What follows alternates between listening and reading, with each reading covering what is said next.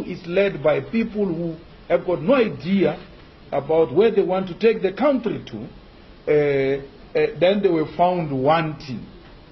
And then when they saw that ECOWAS is being celebrated in an opportunistic way, but also in a campaigning way for South African dynamics, we then saw other people beginning to say other things as a way of trying to, profile themselves. We don't buy into AU stand. So the AU summit which is coming should actually focus on how do we deepen democratic practices in the continent, and how do we avoid long-term presidency and leading to the grave and thinking that the only person who can continue with my legacy is myself and nobody else.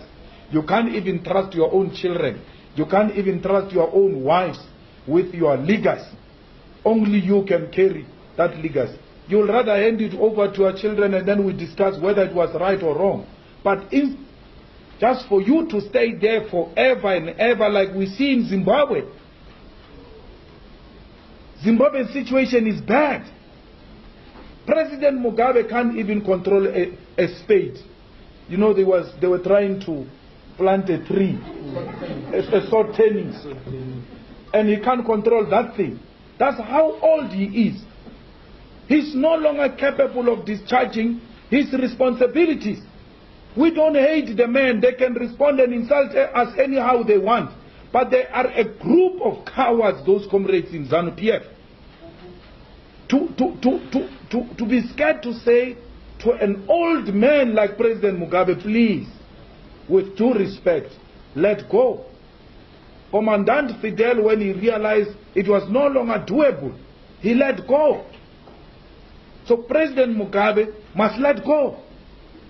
The legacy of the land question will carry it. We are following in his footsteps. We are proud of the actions he has taken, but his overstay is not doing justice on the African Revolution project. He's destroying his own legacy. It's bad. President Mugabe's stay in power and him being a presidential candidate in 2018.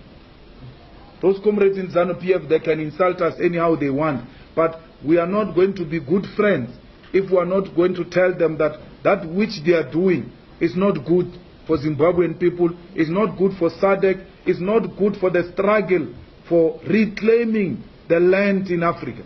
Because those who are leading that struggle, then they overstay and destroy that legitimate program. We say this out of love, not because we hate him. We celebrate Mugabe, we celebrate what he has done, and will continue his legacy. But Grandpa, it's enough now. You must let go and allow other people to continue with that legacy. There are a lot of capable young comrades in ZANU-PF, very radical, very clear of where the continent must go.